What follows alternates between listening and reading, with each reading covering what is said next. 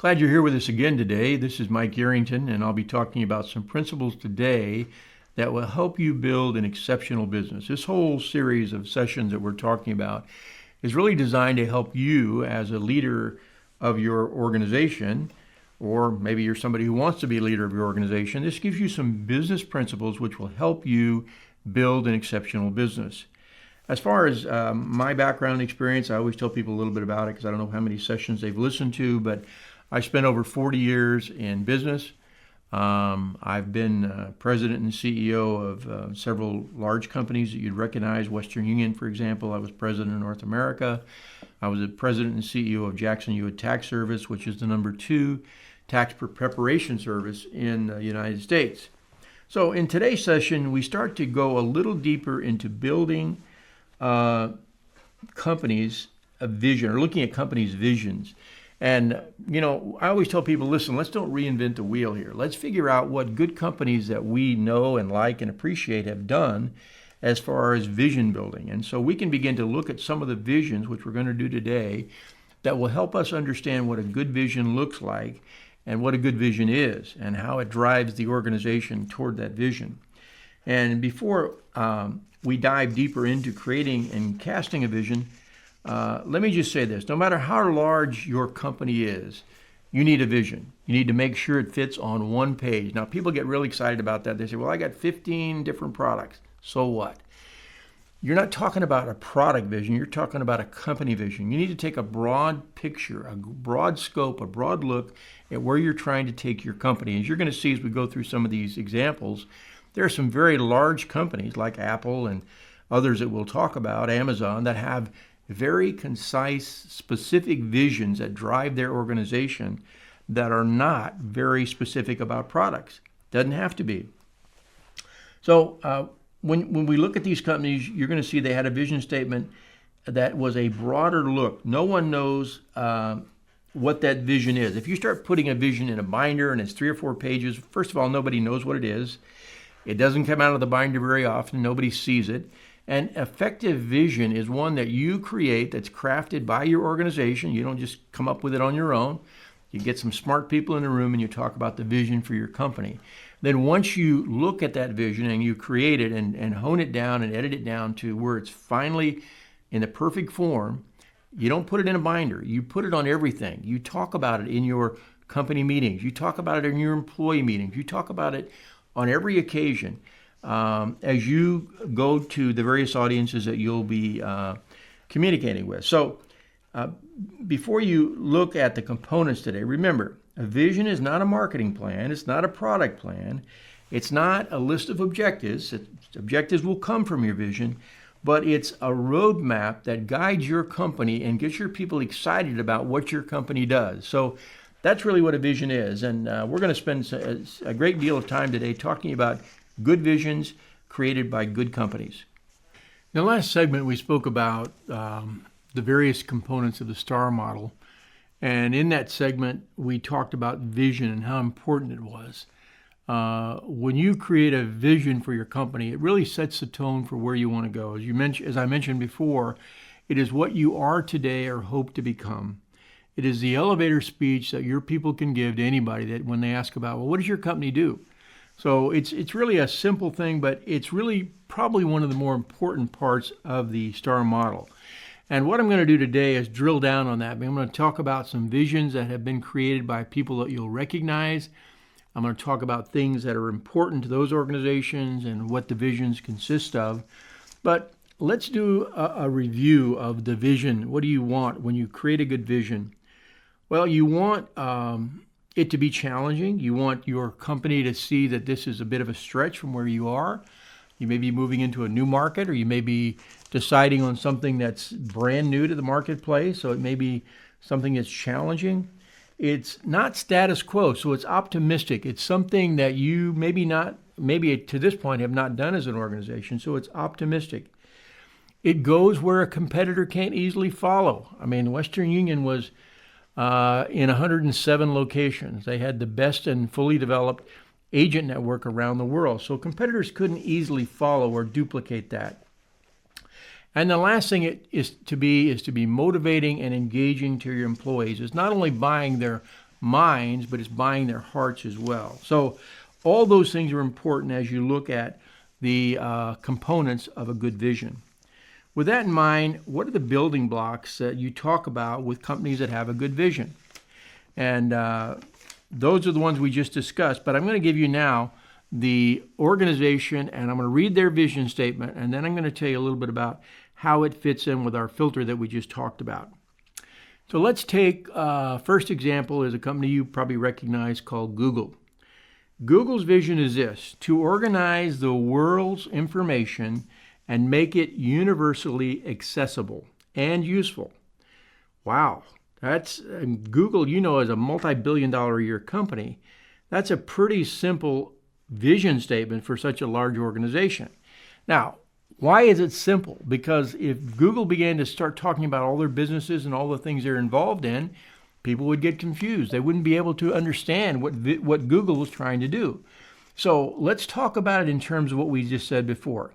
Is it simple and easy to understand? I think it is. Pretty simple, pretty easy to understand. Is it challenging? I think so. Organizing the world seems to be pretty challenging. If you're a Google employee and you're going to organize the world's information, that's kind of a challenge. Is it optimistic? It's in spades. It says, yeah, I'm going to organize all the world's information. Wow. That's a big statement. That's a big goal for Google to be focused on.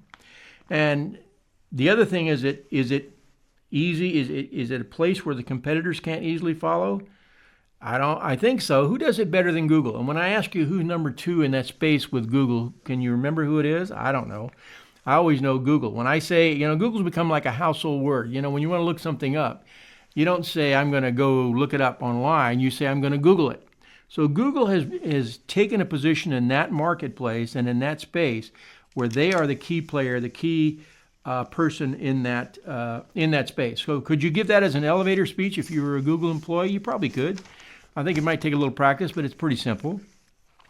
So next, let's talk about the person who has created himself to be probably the richest man in the world. I heard on the news the other day, has about $1/3 of $1 trillion, guy named Elon Musk. Now, Elon Musk is involved in a lot of things. He's obviously involved in electric vehicles. He's involved in Starlink, which is a satellite service. He's involved in SpaceX, which is a person that launches space vehicles into orbit.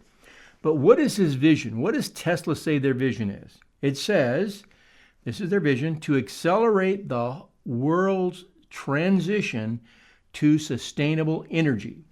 Now, this may be a little outdated because Elon is into, Starlink and SpaceX and all that. But that's what he originally started with when he looked at, am I going to create this electronic vehicle? What am I going to do? I'm going to accelerate the world's transition to sustainable energy. So, first filter you go through, is it clear and concise? I think so, pretty much. We could say yes. Is it challenging? Without a doubt. Moving from fossil fuel to sustainable energy is a big challenge. We're still going through that in the United States where, car companies are trying to say, hey, listen, I'm not sure if I can have 35% of my production as mandated by the government to be electronic vehicles. And so there's a lot of challenges with that. Optimistic? Yeah, Elon was creating a sea change. We have gone from trying to become a company in a world that is, allowed to use a lot of carbon to being having a footprint that is carbon neutral. And so that was a very difficult and optimistic challenge for his organization. It's has competitors. When we look at this, we say, well, does it satisfy the requirement to go where your competitors can't go? Maybe. There's Rivian is in that. All the other car manufacturers have some version of an electronic vehicle, but Elon has really captured the top market in that space. Is it motivating? Yeah, pretty motivating. If I were a Tesla employee, I'd be excited about it. I would be excited about bringing the world to a point where they had sustainable energy. And can you give it as an elevator speech? Yeah, I think so. It's pretty easy. So now we move to Apple. Now, you know how big Apple is around the world.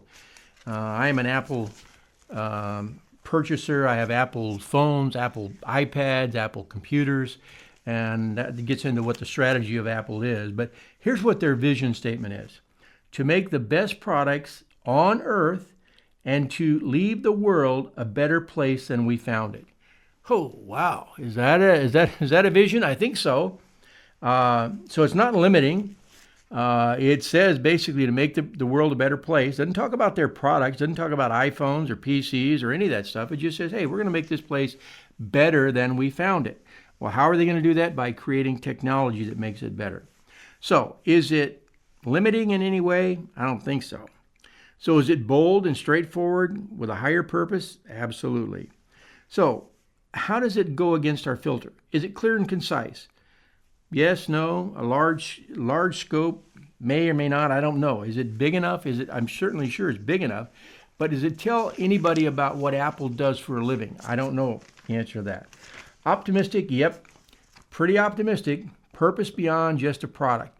Making this world a better place than they found it is a big, big optimistic and high level goal. Go where competitors can't easily follow. Yes, iMac, iPad, iPhone, all those things tie you to Apple.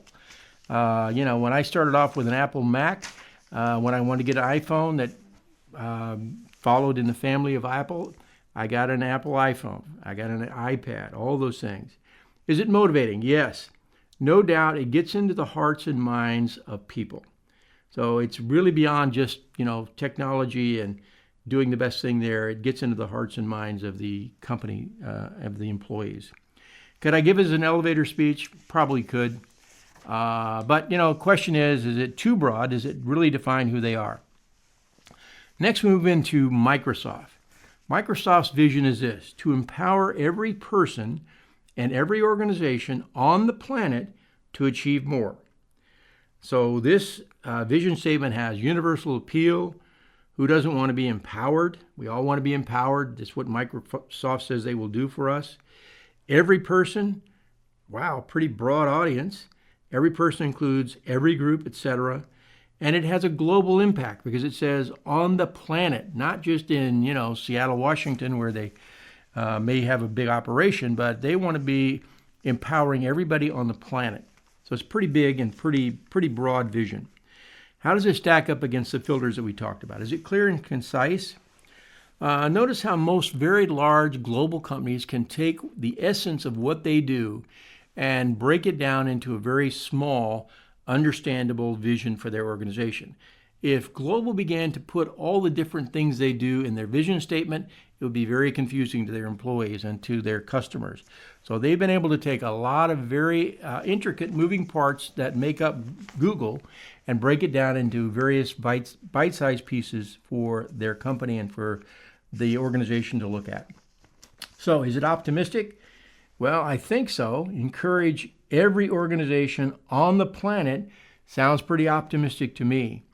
To achieve more, yeah, that's probably way above being the level 1 of optimistic. That goes way beyond that.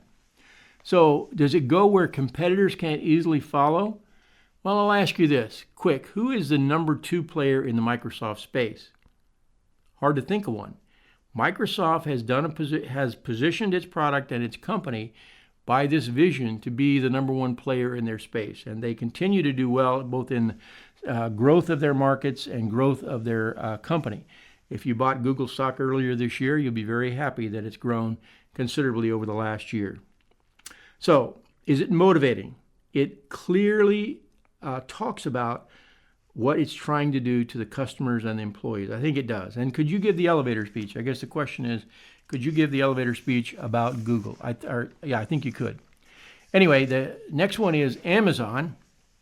Amazon, the vision statement there is to be Earth's most customer-centric company where customers can find anything they might want to buy online. Wow. You look at Amazon. Amazon's involved in a lot of things. Most of the stuff that they do is online with customers, but they have a company called AWS, which is one of the largest hosting companies in the world. They host internet sites for people. But what does this vision do? Well, first of all, it's customer focused. It's customer intimate, which is what they want to be. It's Earth's most customer-centric company. And if you look at how Amazon does business, when I go online with Amazon, they not only tell me what I bought last time, they tell me what I should buy this time. They tell me about all those things that are in line with things that I may have purchased before. So it's very customizable to what I want. If I looked at shirts last time, it may show me as I go online this time shirts that are similar to the ones I looked at. If I bought something that is in the pharmaceutical area, it may show me something that's related to what I bought. So it's very customer intimate, very customer focused. So how does it go? How does it do against our filter? Well, is it clear and concise and easily understood? Yes, I think it checks that box. Is it challenging? Without a doubt. To be Earth's, it's a pretty broad audience, Earth's most customer-centric company, where customers can find not something, but anything they might want to buy online. So is it challenging? Without a doubt. Does it create stretch in the organization? If you worked for Amazon, you would tell me that you are a stretched employee. They don't want you working there unless you're willing to work hard and play by their rules. Is it optimistic? Earth's most customer-centric company. Pretty broad statement, pretty wide open statement, but it does challenge you as an organization.